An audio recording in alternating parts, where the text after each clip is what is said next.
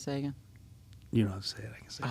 I'll say if you want me to. Yeah, Okay. yeah. Ready? Yeah, you just go, welcome to 561 Music. Okay. I'm Jacob. Welcome to 561 Music Podcast. I'm Jacob. And I'm Hector, and there's no Ben today. No Ben today. No, Ben is on, as Ben would say, Ben is on holiday. So, Ben is in Paris. I believe he's attending a wedding. Oh, that's nice. Not his. So he's, already married, so that would be very awkward. But, he's on vacation. 2 weeks. 2 weeks we don't have Ben. Oh, 2 weeks? 2 whole weeks. So you get me for 2 episodes. So I get you for 2 episodes. So hello, everybody in podcast land. We got Jakob Takos with us today, and he's going to be my co-host in lieu of Ben's absence. So how you doing, Jacob? Doing well. Happy to be back. Happy to be in a different position now, kind of asking the questions this time. But yeah, man. Appreciate you stepping in. Yeah. Happy to be here. Yeah. You want to introduce our guest today? Yeah, more importantly, happy to have Theo from go. American Sigh. Hello. How you doing, How's Theo? it going, dude? It's good to be here with you guys. Everything good? Everything's great. Oh, awesome. I'm blessed to be in your presence. Oh, yeah, I know exactly what I'm doing Fake here. Ben. Fake Ben. All right, well, Theo, we usually do a series of questions. Ben usually does a series of questions, but in his absence, I'm going to very poorly ask you a few questions, and we'll just jump right into it. What were your early influences? What really got you started in music? Was do you have a musical family, or do you come from musical background or anything like that? Or Well, I don't come from an exceptionally musical family. it's fair. My mom plays some music, but she's not. She doesn't play it all the time, but she dabbles in piano and guitar and singing, and But they, my parents wanted me to play music, so they got me music, like generic music lessons when I was like 3 or 4, like Just piano and just random stuff? It was just like something to keep like children like excited about music. So it was like piano some days, like bongos some days, and like harp. I learned harp when I was like. So These were structured lessons, or they were kind of like just do whatever you want. Gotcha. But eventually, it became like a piano lesson. Yeah. But it was like at first it was just like whatever instrument is exciting, and then that's cool. So I don't know. I did that for a few years, and then piano for like a long time, just like traditional like lessons and recitals and like exam type like conservatory stuff. I wasn't that good, but when I was like 12. I kind of like started realizing that people played like guitar and stuff, and I wanted to play guitar, so got a guitar, like stopped playing piano and started playing guitar, and then I don't know, that was kind of how it started. But after that I just kind of like played guitar for a long time, like kind of self-taught, got some lessons here and there, and then like started doing kind of like a rock band, like a school music, like garage band type thing.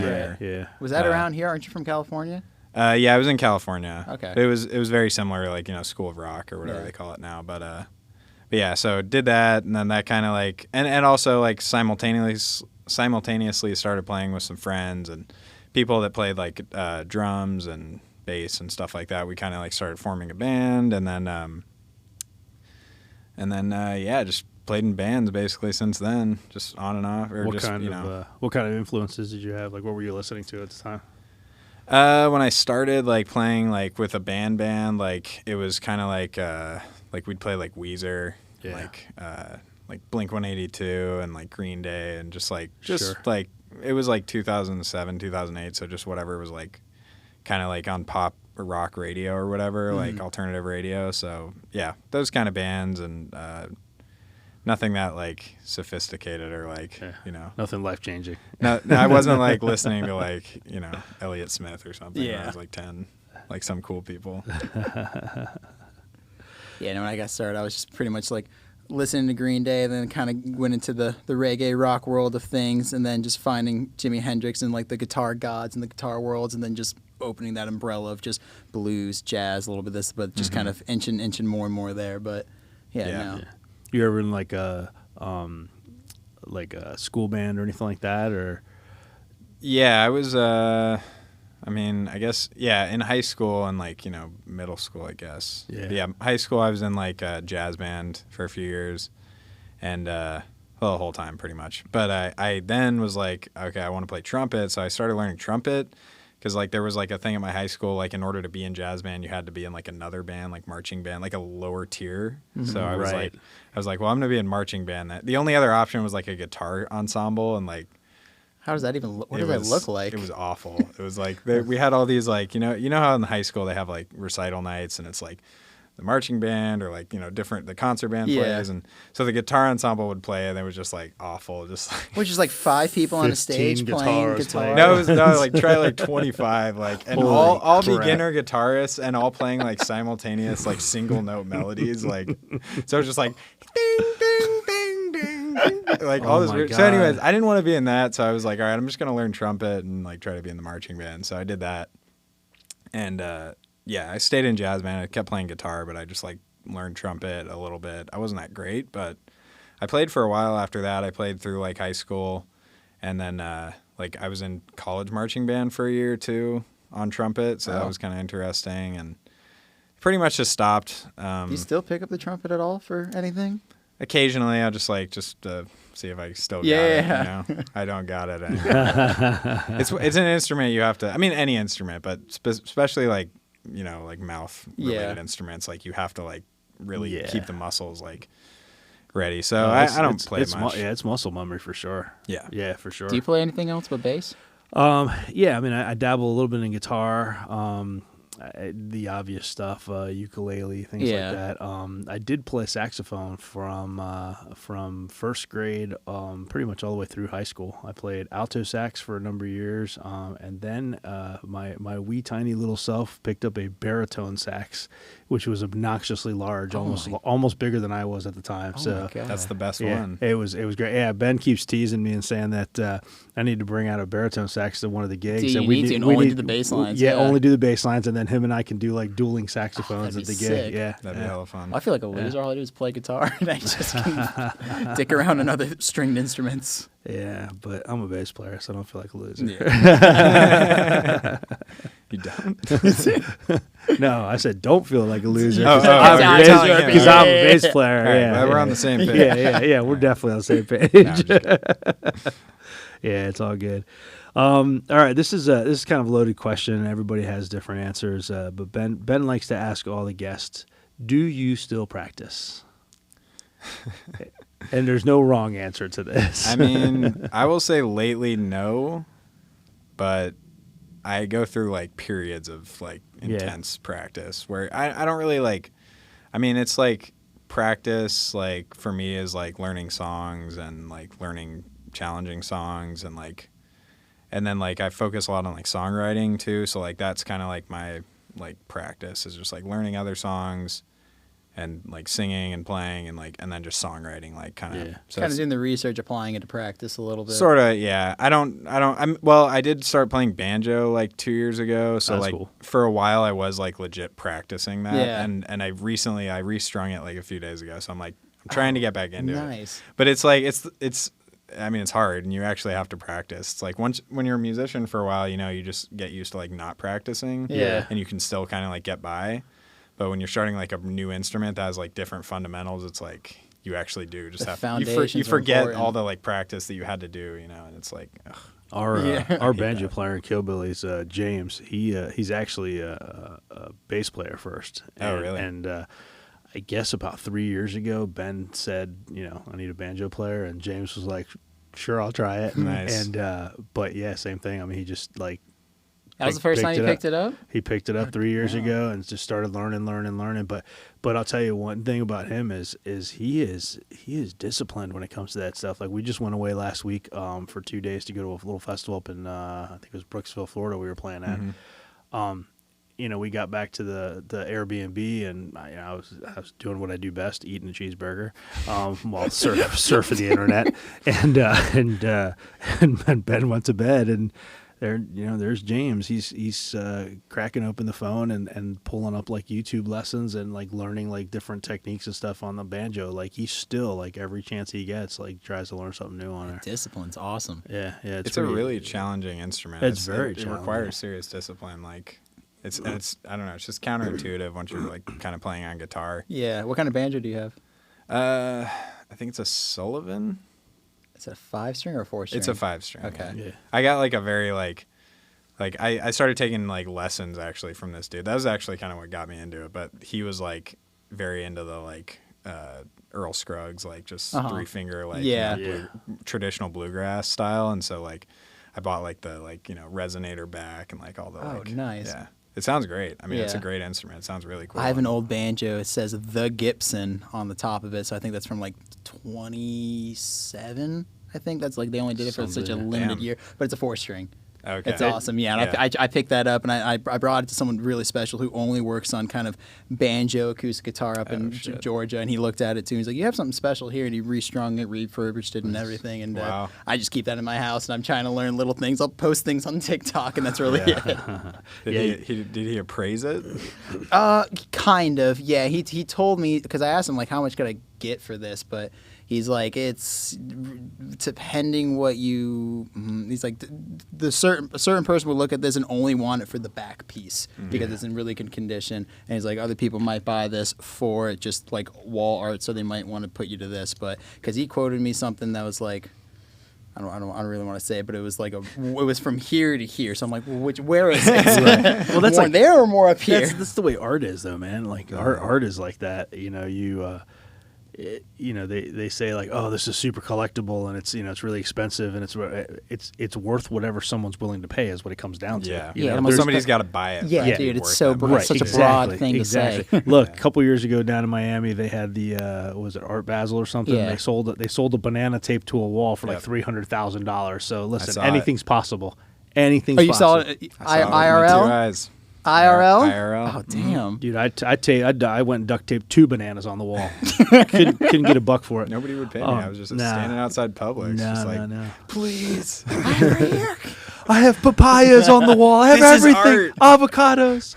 All right. So you were saying that when you practice, it's a lot of when you're like songwriting and stuff. So speaking of songwriting, what is do you have a writing process of sorts?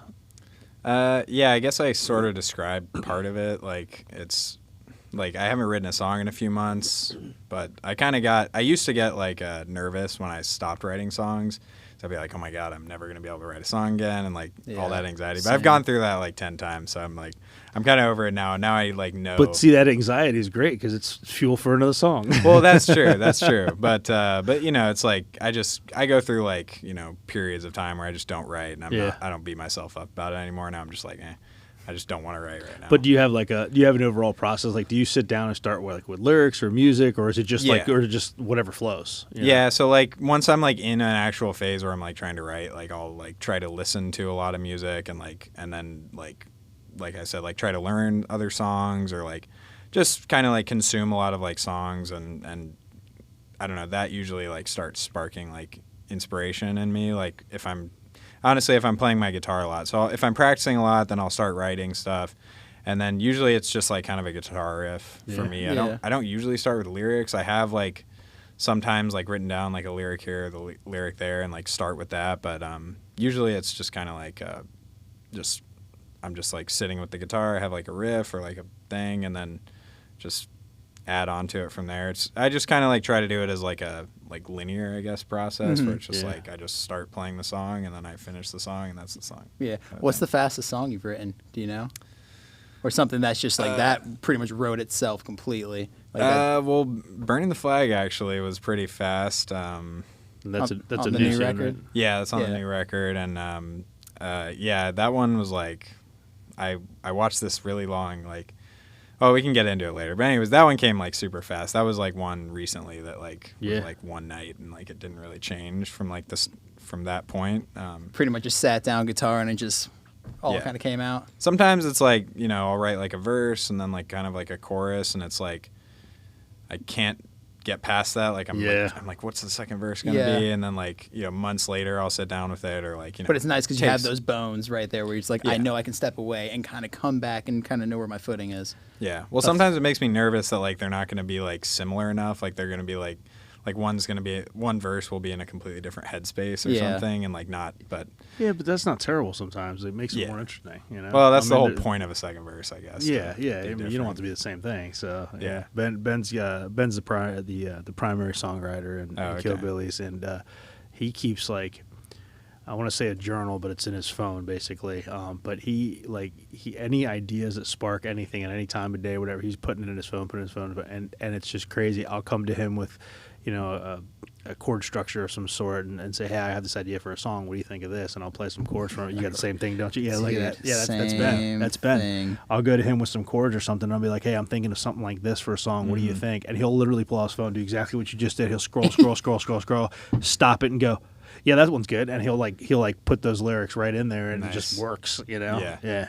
It's we've done it a couple times. It's pretty fun. It's pretty fun because I'm like the worst when it comes to writing lyrics. I'm back and forth of that too, because I'll take that kind of like pull from like old inspiration of just kind of notes and stuff, and then I feel like that's kind of too forced, and then I just kind of like just looking around, just black tripod stand, just working off of that, just to kind of get it flowing a little bit, and then going back and erasing that. And well, but at least you have lyrics that you could pull from. Like I literally, you know, when I sit down to write something, if I'm in the headspace that I'm like, yeah, I'm gonna try to write something today, it's like everything I write is either super cliche or like, you know, something about a jilted lover or something, which is really weird because I've been married for 25 years.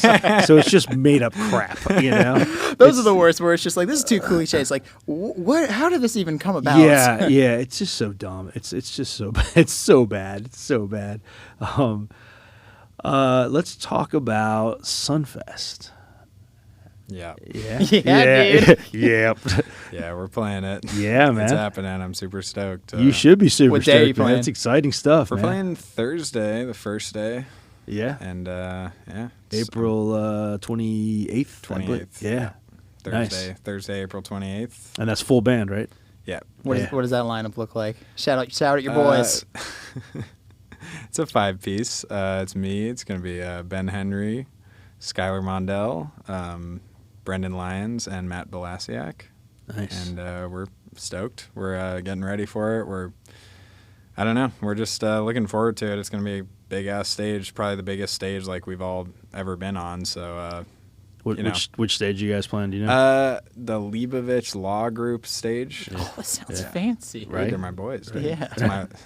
They're my lawyer. He's like, that's my uncle, man. He put me on the stage. That's how I got the gig. No, they did follow us on Instagram though, and I was like, nice. Yeah. I followed them back. There I you was like, hell yeah. Oh, it's important. That's what you got to It's do. really What can you expect for the live show? Are you kind of doing anything different from just out of the ordinary? I think we're gonna play a new song. Set the amps on fire. You know. Set the amps on fire and just break stuff? I want to get invited back. Yeah. Maybe if I was like the biggest act or something, or like the smallest. So, I mean, we're gonna probably film it and just milk it for content. Oh yeah. Sure, of course. Content, that kind of thing. But yeah. Other than that, I don't know. We're just gonna go out and play a good set. Hopefully, sell some merch and all that. Yeah, man. That's what's up. How long do they have you playing for? 30 minutes. Yeah, cool. Yeah. Just get long enough to get a good set in, and Yeah. not too long to where it's like people are going to be leaving probably. Yeah. I don't know. I've honestly never been at SunFest, but I keep reading like the. Oh, you haven't been ever? No. Oh, okay. So I'm How long have you been in Florida? like 5 years. Okay, well that's I fair. mean, 2 of those. Like, I was gonna say 2 of those we didn't have SunFest, Yeah, so that's fair. I thought you were gonna be like, oh, I've been here 30 years, you know. No, it was getting to the point where I was gonna have to go, but then I was supposed to play it, and then anyways. Yeah. Pandemic and all that. It's pretty. I mean, I don't know what it's going to be like this year because it hasn't been around for 2 years. So it remains to be seen if it's going to be as big and epic as it has been in previous years. But it's pretty damn big. Yeah, I think it's going to be huge. Well, that's pretty why I'm damn just big. like, I keep reading like 30,000 people. I'm like, I can't even like really picture that downtown. I don't know. Are you familiar with the downtown? Yeah. Okay. Yeah. So it's all the way from where the Ben Hotel is, all the way all the way down to the Phillips Point building, which is that last turn right before you get to Okeechobee Boulevard.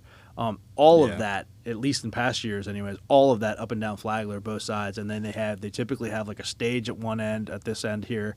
They have a stage in the middle, which is the amphitheater. Yeah. And then they have another stage, sometimes down on the other end, with a couple little stages in between. And then they have all the art and the food and the vendors and everything. Yeah, I mean, 30,000. That actually sounds pretty conservative. I would have thought more than that. Yeah, it was like, I think that was the low. Yeah, that was like the first day. I do the Lake Worth Street Painting Festival, which is nowhere near as big as that, and they claim to get over 100,000 people walking through there over the weekend. So I have to believe SunFest gets well over that. Where do these numbers come from? Yeah, I don't know. How do they even count people? It's like click. How'd you like that? click. How'd you like that job? 1, 2, 3. Shit.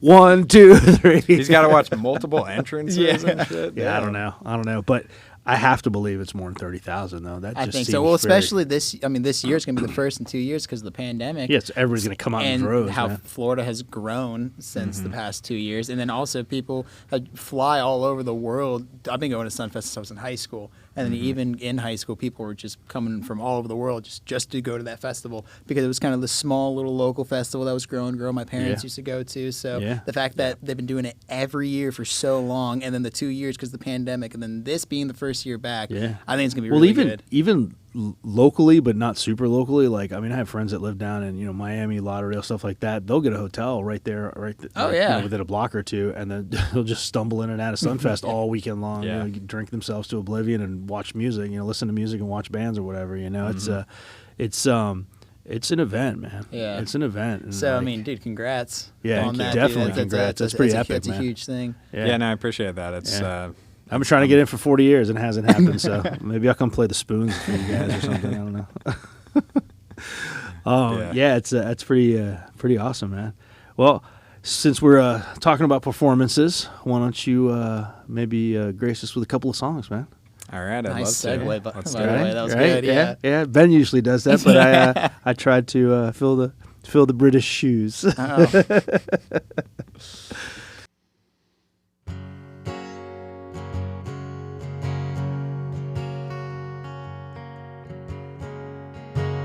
I'm gonna burn that flag, shock it swiftly like a heart attack, fill arteries like stomach fat, take a match to the thread,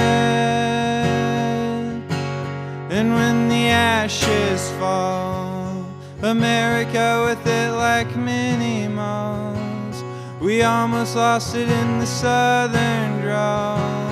At least that's what they said. Well, I almost left what you prepared. I know myself, I was unaware. Karma kept me in my square. I found out I was rectangular. Yeah!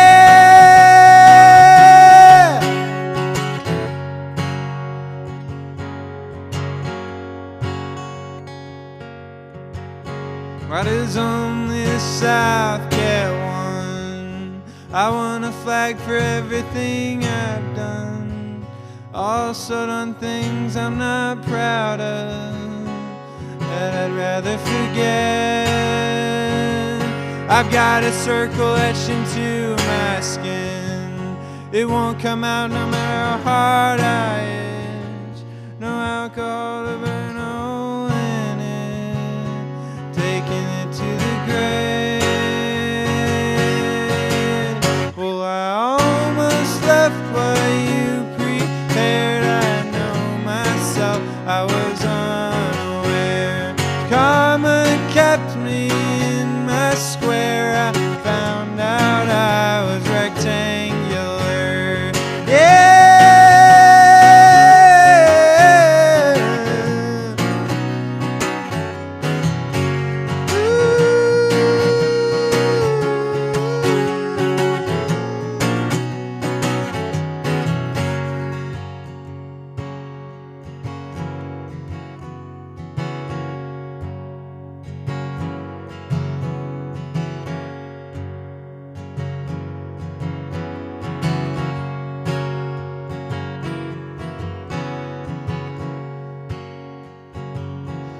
if we quickly give a trophy out, let the children in the back row shout, tell the people to sing it loud.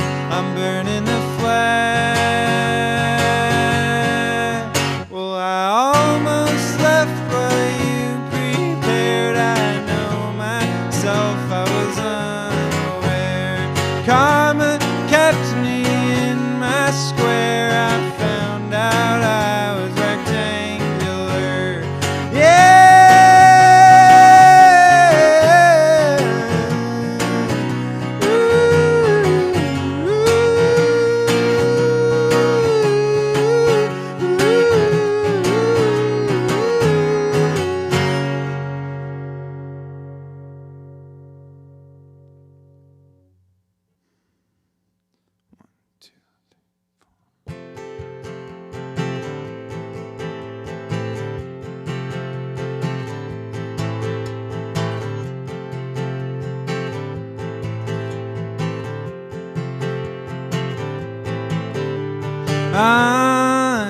Honestly, I'm not excited to be here much right now.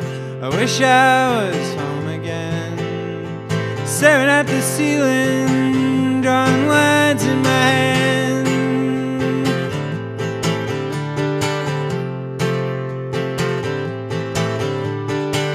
I was happy before we met, oblivious and almost out of my head, but not falling in love again. Get a feeling never more or less. I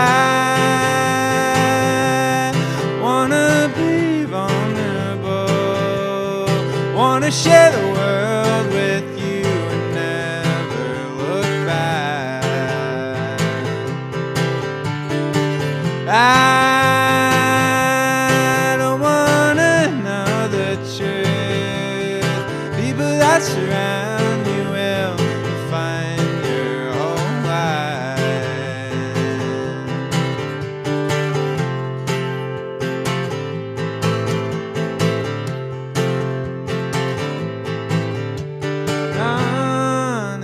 Honestly, I wish I could say I'm taking some time for myself, but I'm stuck in a single cell and leaning a lot like limestone in the ground.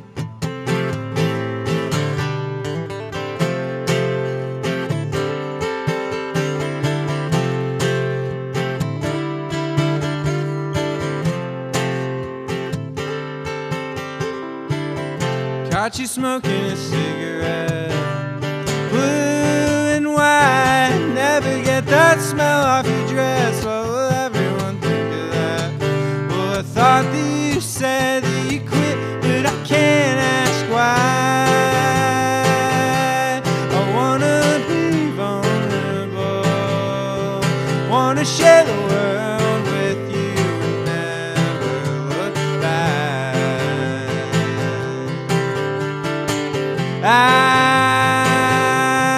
don't wanna know the truth. People that surround you will find your whole life.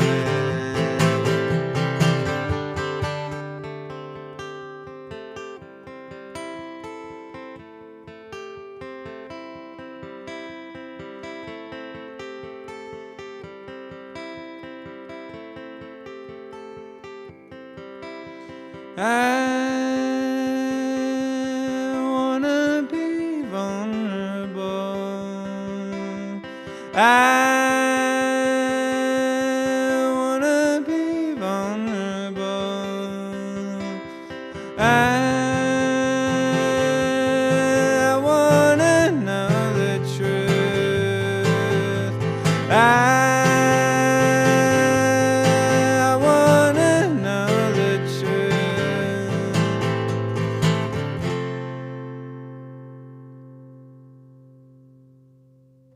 561 Music is brought to you by Handlebars Bar and Grill. It is a biker bar in Tequesta. If you don't know where Tequesta is, it's just a little town right north of Jupiter. It's just right there. If you take US 1 north through Jupiter, and then you look right, you will see a little yellow building. Used to be called Judy's. It's been there for a really long time, and it's just a place for bikers to go. But if you're not a biker, you're obviously welcome as well. The whole reason why it's been reopened under a new name is my father-in-law, Peter Pinello, thought it was a shame that it was kind of going into a bit of a decline, because the guy who ran it, Victor, who's a real cool guy, but he basically was running out of steam with it. He didn't really want to do it anymore. And so we went in there, we cleaned the place up, we cleaned the lines, and we rebuilt the area where the beers are, the cellar downstairs, and so now we've got good cold beer. We've got great food. Burnsy does the food. He's a real character. If you want to meet an interesting South Florida character, go in there and say hi to Burnsy. And every second Thursday of the month, we do a bike night, and that's always fun. 6 to 9, the band plays. And they've been getting busier and busier. They're a real blast. And then on every fourth Sunday of the month, I run an open mic slash jam.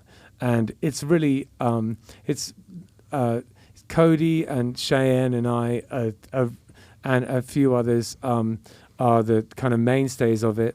And Cody brings his drum kit, I bring the rest of it. And so, we can do full band stuff all the way up to if you just want to play a few songs on the acoustic guitar and you in a low stress environment, because it's a very low stress jam and just meant to be fun. So if you want to come check that out, it's on the fourth Sunday of every month.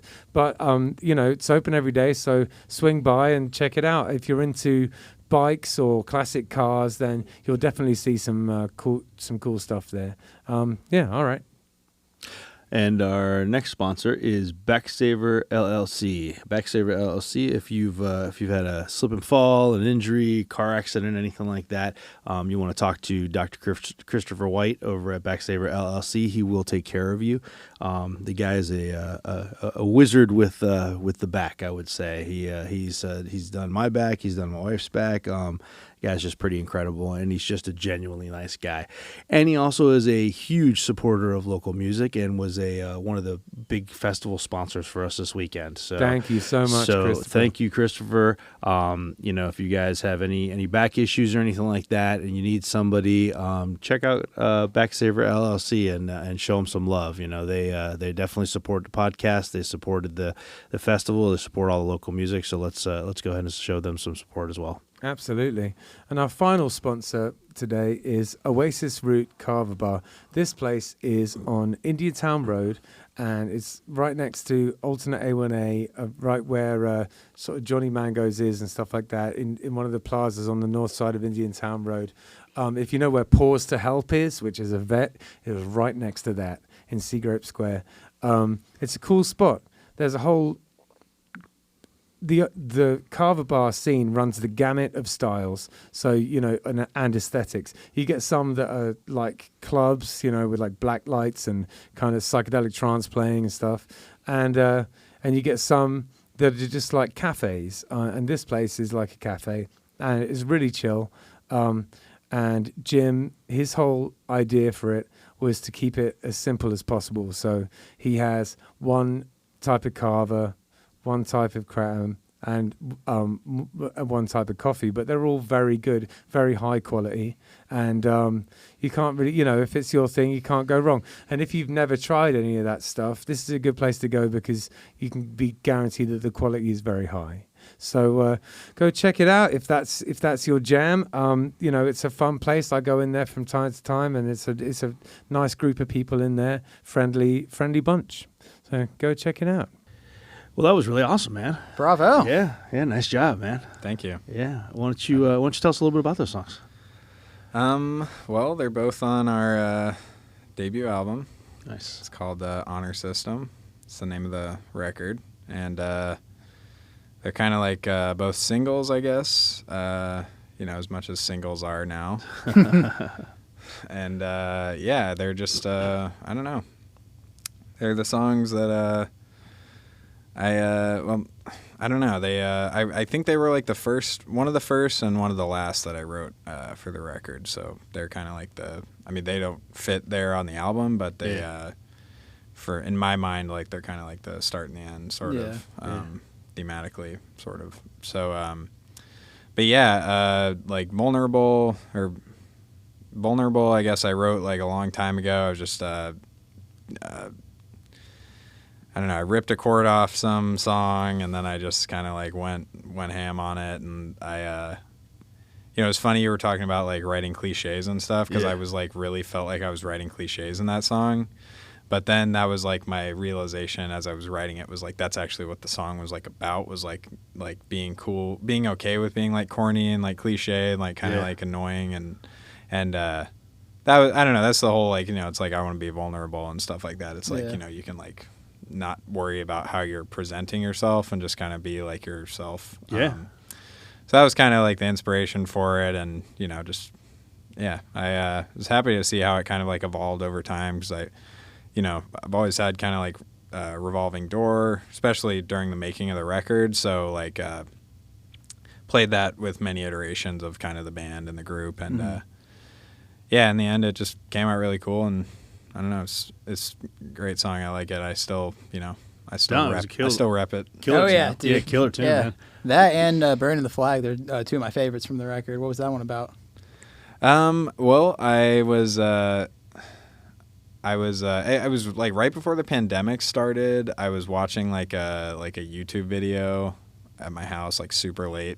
It was like an hour long. Like it was a high school debate, but it was like in a classroom format. It was, I don't know, they filmed it like really well. It was almost like a very like high production value, but basically they were debating like the like Confederate flag, I guess. Like they were debating like, is it okay to like show it, or like, I don't know, it was just like a general conversation about that. So anyways, that like after I wrote that, there was like a guy in the video who like says like, he's like, well, you guys can fly it, but we're going to burn it. Or like, we can burn it. I don't know. He didn't say they were going to burn it, but he said we're allowed to burn it if like you're allowed to fly it, kind of thing. So I just, he was like this very also like super like kind of like nerdy kid that was sort of like, just very well spoken. And I don't know, it just kind of triggered that like lyric, like I'm going to burn the flag. And then I just kind of like wrote the rest of the song based off that, and like tried to kind of tie it into like the like personal growth kind of theme of the record. Just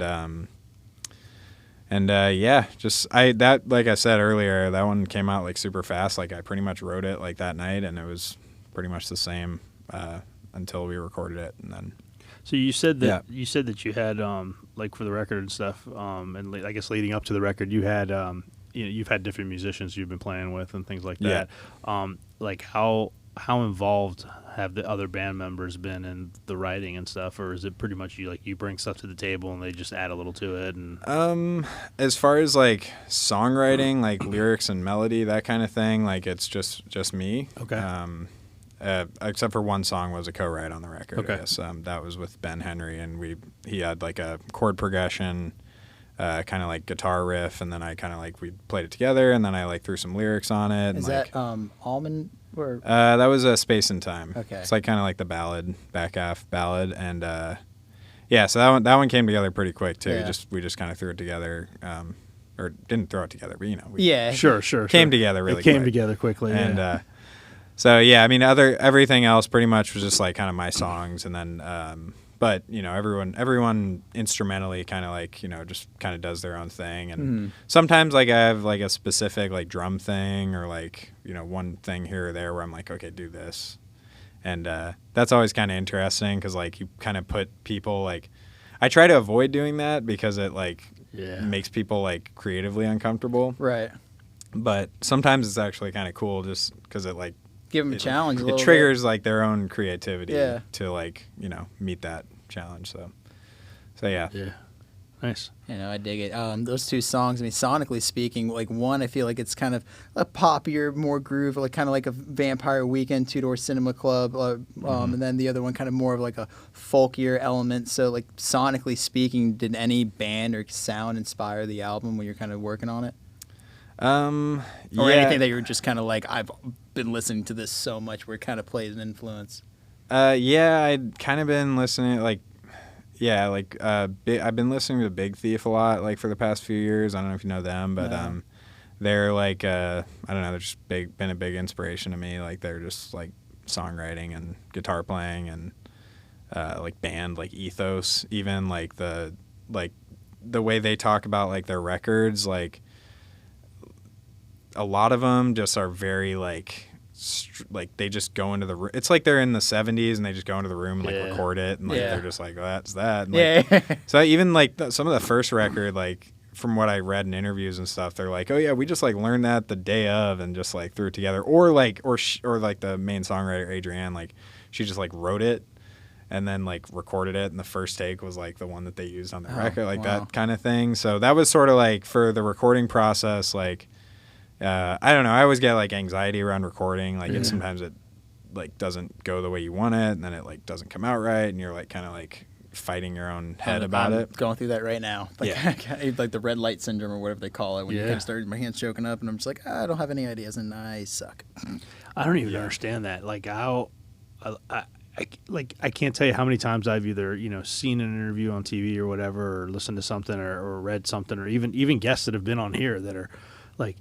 I was only like halfway through writing the album, and then we went into the studio and finished it. Mm-hmm. Like, what the hell, man? Like, like that just blows me away that someone can just sit down and go, I just finished the album, That's definitely I don't know not if me. it's like just major hidden confidence that just kind of comes out when it's in that moment, or if it's just like happy accidents everywhere all the time. Mm-hmm. Well, I mean, I've read stuff like I'm a huge Cure fan, and I've read stuff where Robert Smith will literally wake up one morning and go, I'm going to write a song about this. And he'll just like lock himself in his bedroom and come out like 3 hours later with like the complete song, every part, know? And it's like, that just boggles my mind.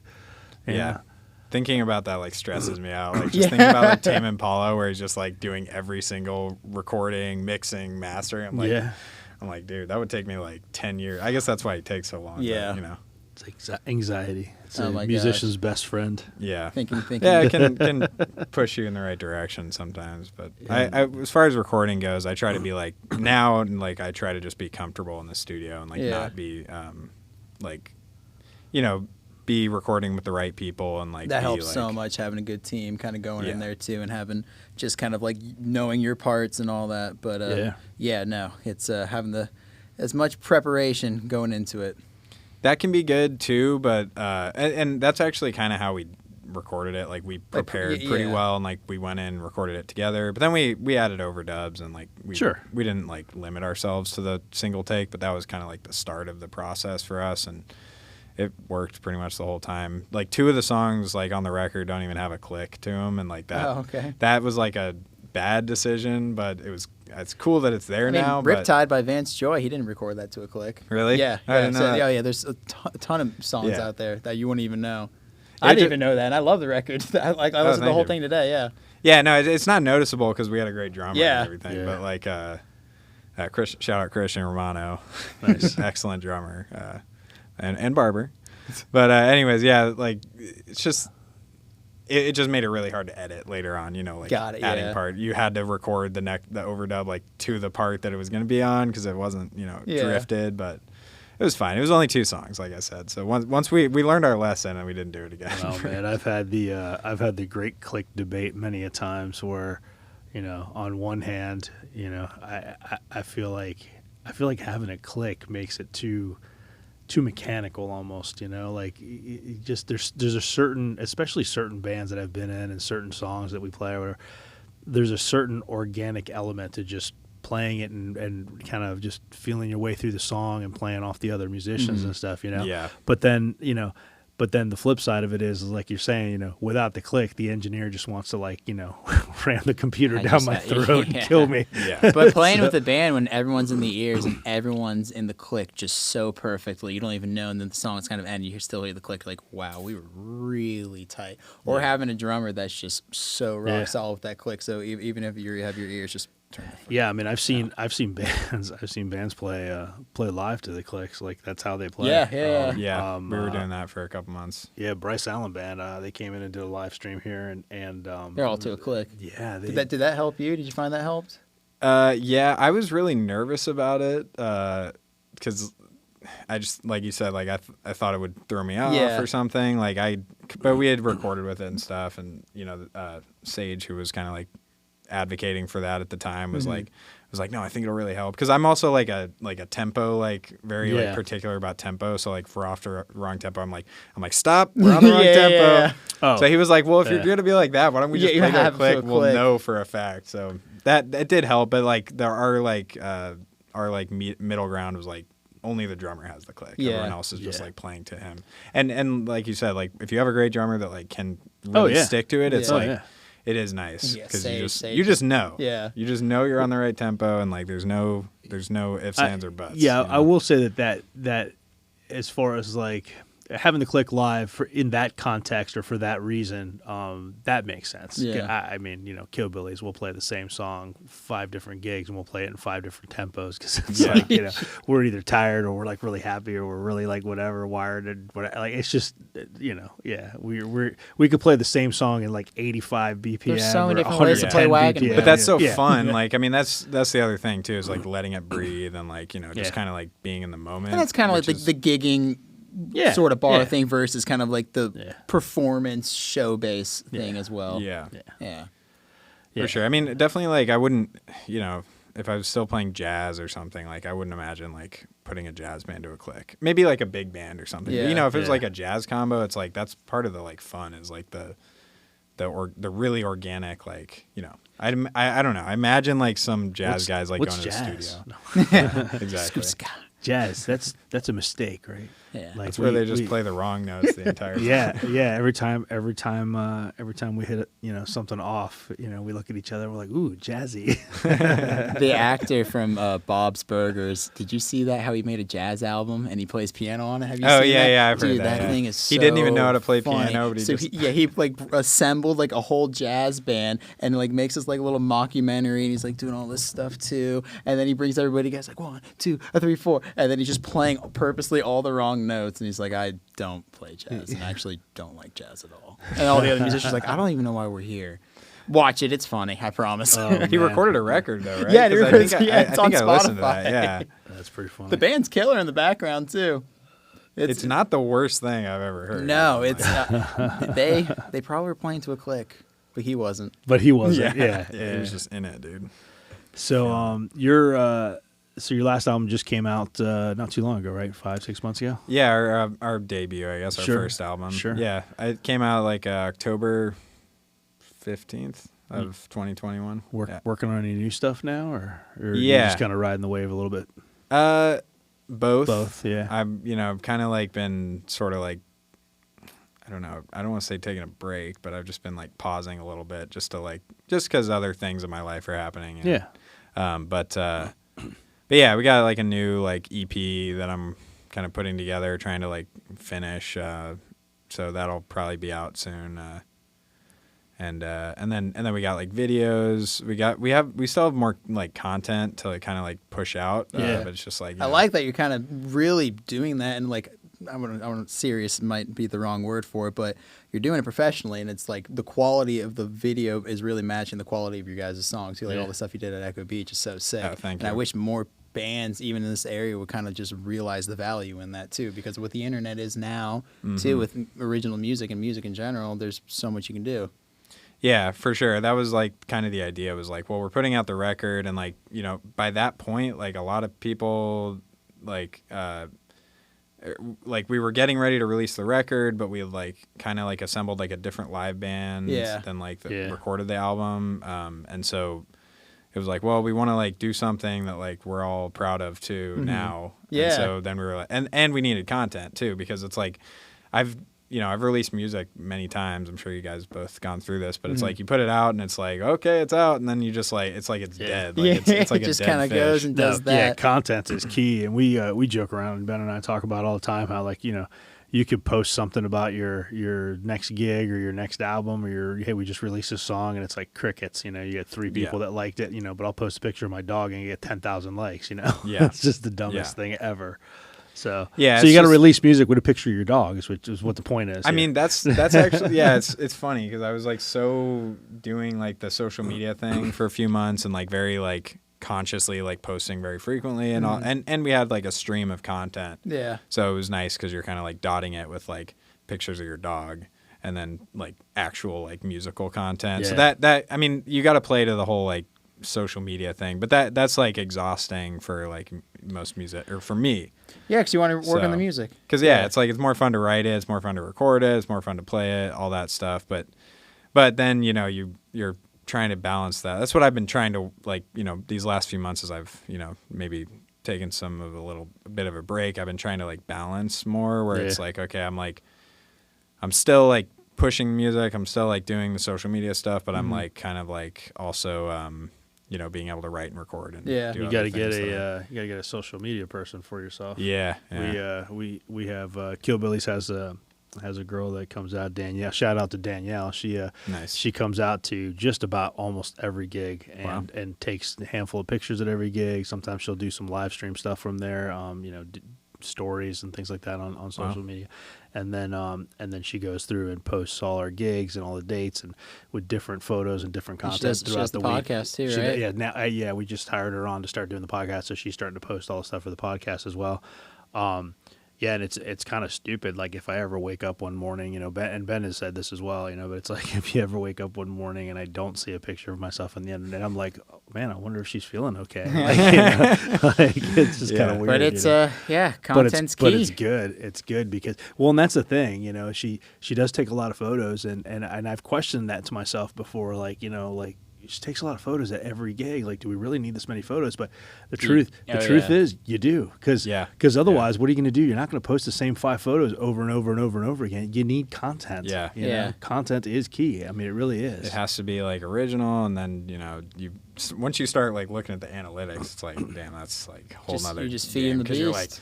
You're like, well, this picture of my face got like 100 more likes than this picture of the band. So I'm like, so more of my face. Yeah. So more of me. More of me.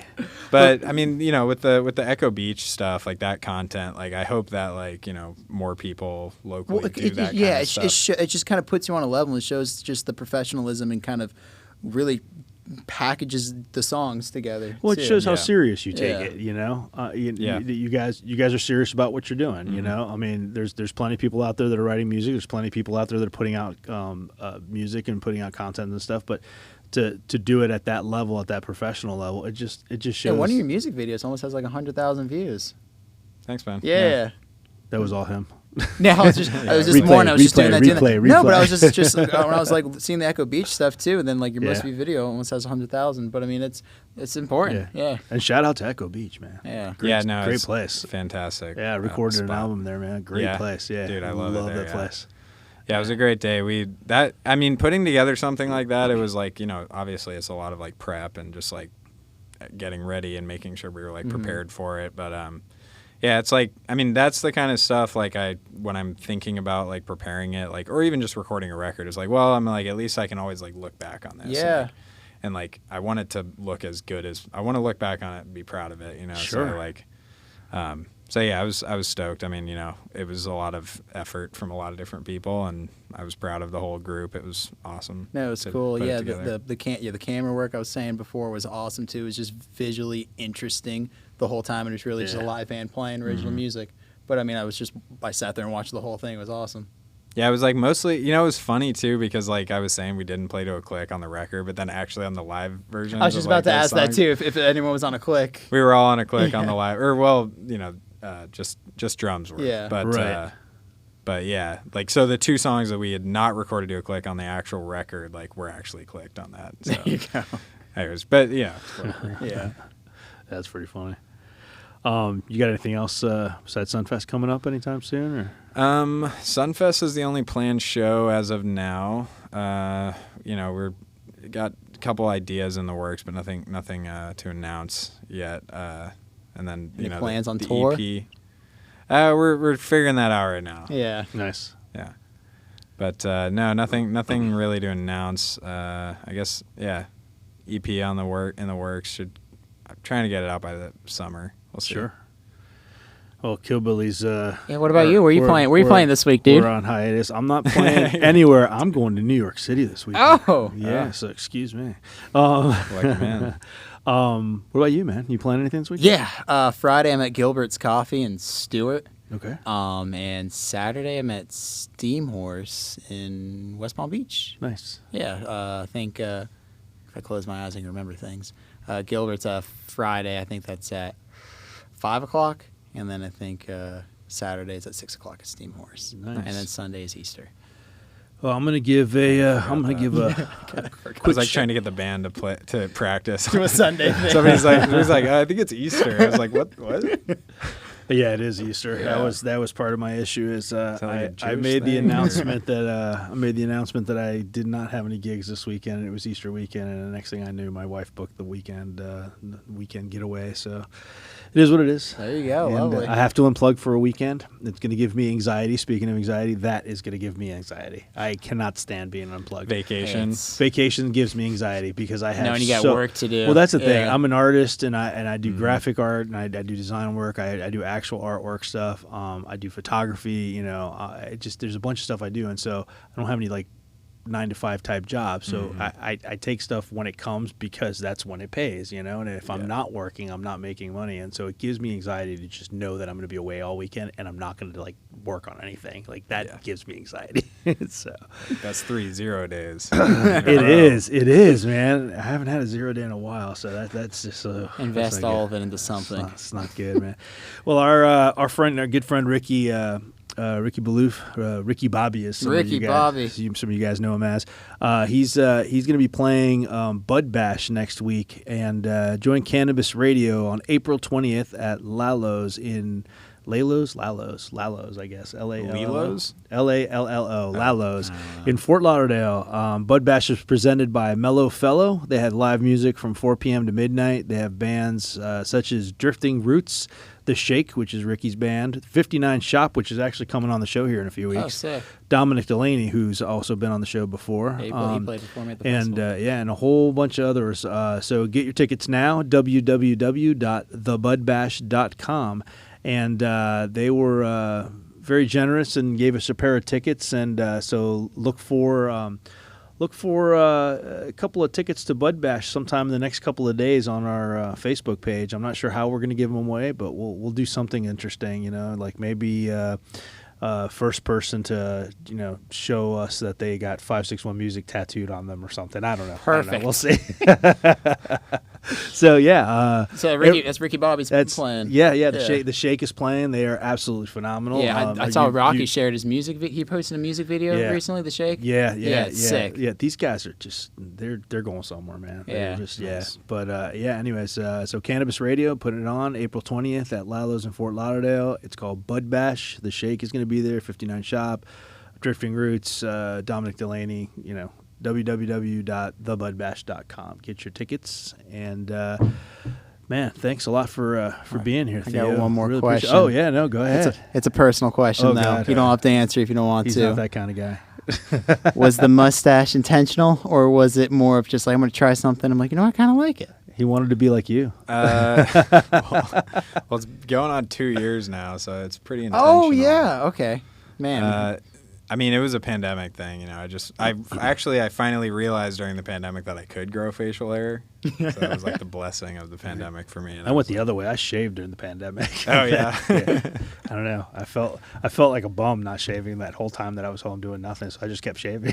I had to do a goatee for something. I'm like, I'm not walking around with a goatee, so I'm like, I'm gonna do a stash as a joke, and I'm like, the joke became something I kind of liked. That's funny. Even though I was on a run today though, and some kid coming out of middle school with his bike, I had my AirPods, and he looked at me. I don't know what this means. So if anyone knows what this means, let me know. He was pointing at my mustache and then just doing an L. He was pointing at my mustace and just giving me an L. I think he was saying so L. you're a loser. He loves it. You're a loser. L for love. No, Loser. it's like a loss or like a dub. He's like nah. I was hoping he would loved it. No. L for love. Yeah, L for love. That's what That's what it He would is. have done a heart All right. if it was I'm like, thanks, love. middle school boy. Yeah. On that note, Burn, dude. love you guys. Thanks, dude. Thanks, Thank Theo. you. Check Appreciate having American you. Sigh on SunFest, and next week we're interviewing a SunFest artist as well. That's right. That's right. So we're going to have Jakob Takos back here again, co-hosting with us, and we will have another SunFest artist. So maybe Ben will come back and realize that he's just not needed. That's I'll not keep your true. seat Ben, warm, Ben, we Ben. love you, and come back soon. There's room for 3 hosts. Thanks, guys. Cool. Thank you. Talk about a scene, it's what we're doing. Come and check it